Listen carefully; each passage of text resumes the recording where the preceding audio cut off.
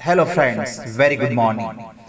Happy Independence Day to all of you and all Indians. Let's we salute our national heroes who sacrificed their lives for the sake of our country.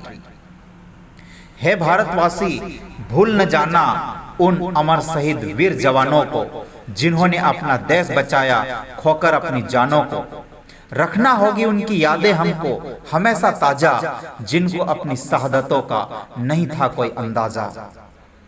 जब हमारा भारत देश अंधकार के गर्त में सांस ले रहा था, गुलामी की जिंदगी जी रहा था, उस समय कुछ वीर सपूतों ने इस भारत भूमि पर जन्म लिया, जैसे मंगल पांडे, तात्या टोपे, खुदीराम बोस, झांसी की रानी लक्ष्मीबाई, बिरसा मुंडा, भीमा नायक, टंट्या मामा, राम प्रसाद बिस्मिल, गणेश दामोदर सावरकर, अशफाक उल्ला खां, मदन लाल ढींगरा, राजगुरु, बिपिन चंद्र पाल, मौलाना अबुल कलाम आजाद, शहीद उधम सिंह, टीपू सुल्तान, चित्तरंजन दास, मदन मोहन मालवीय, सर अरविंद घोष, बटुकेश्वर दत्त, रास बिहारी बोस और शहीद भगत सिंह।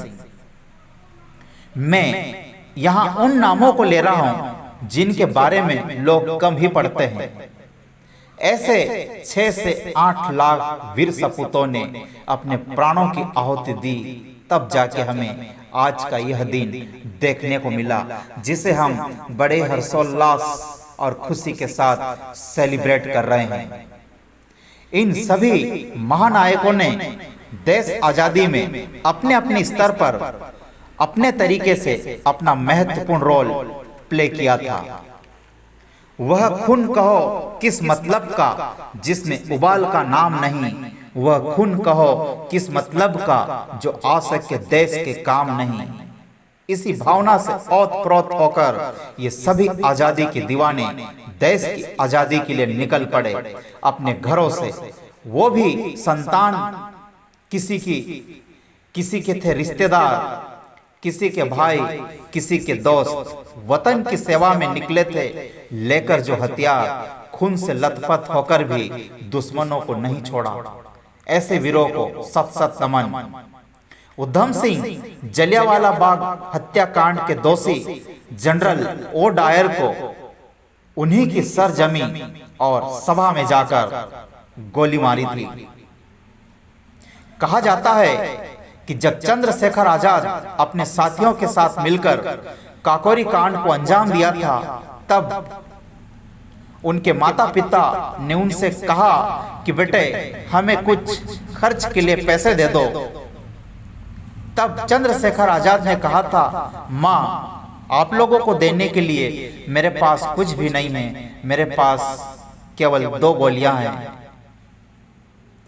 जब भगत सिंह को फांसी के कुछ दिन पहले उनकी माँ उनको जेल में मिलने के लिए गई,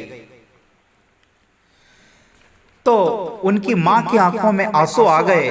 तो भगत सिंह ने कहा कि माँ आप रो मत, क्योंकि आपकी आंखों में आंसू देखकर मेरी आंखों में आंसू आ गए तो लोग कहेंगे कि भगत सिंह मौत की डर से रो रहे हैं, और माँ तेरा बेटा इतना कायर नहीं कि मौत की डर से रोए। मैं दोबारा जन्म लूंगा और तुम्हारा ही बेटा बनूंगा। धन्य है वो बेटा। बिपिन चंद्र पाल जो अपने क्रांतिकारी विचारों के लिए जाने जाते हैं, बटुकेश्वर दत्त जो एक अनोखा आजादी का सिपाही थे, जो सुखदेव व भगत सिंह का साथी थे, जिन्होंने बम बनाने में महत्वपूर्ण भूमिका निभाई थी। जब असेंबली में बम फेंकने में भगत सिंह के साथ थे, इसके लिए उन्हें काला पानी की सजा मिली, जहां उन्हें अंडमान की जेलों में रखा गया था। इन्हें भगत सिंह के साथ फांसी नहीं दी गई थी। इस बात का इन्हें अफसोस रहा कि मुझे फांसी क्यों नहीं दी गई। ऐसे वीर सपूत को नमन। चित्तरंजन दास जो भारत के महान बैरिस्टर रहे, असहयोग आंदोलन के समय इन्होंने अपनी नौकरी छोड़कर देश की आजादी में हिस्सा लिया। खुदीराम बोस महज 18 साल की उम्र में फांसी पर चढ़ा दिए गए। 18 साल का बच्चा, 18 साल का लड़का अपनी पढ़ाई के बारे में सोचता है, अपने भविष्य के सुनहरे सपने देखता है, घूमने फिरने के बारे में सोचता है और मोबाइल के बारे में सोचते हैं। लेकिन वहीं खुदीराम बोस 18 साल की उम्र में अपने देश की आजादी के बारे में सोचा करते थे। 1905 में जब बंगाल का विभाजन हुआ, उस समय युगांतर पार्टी में शामिल हुए 9th क्लास में थे डगलस किंग्सफोर्ड, जो अंग्रेजी जज था, जो भारतीयों को कड़ी से कड़ी सजा सुनाते थे। उन्हें मारने का प्लान इन्होंने 8 अप्रैल 1908 को अपने साथी प्रफुल्ल कुमार के साथ मिलकर बनाया था। उस दिन उस स्थान पर दूसरा अंग्रेज परिवार मारा गया।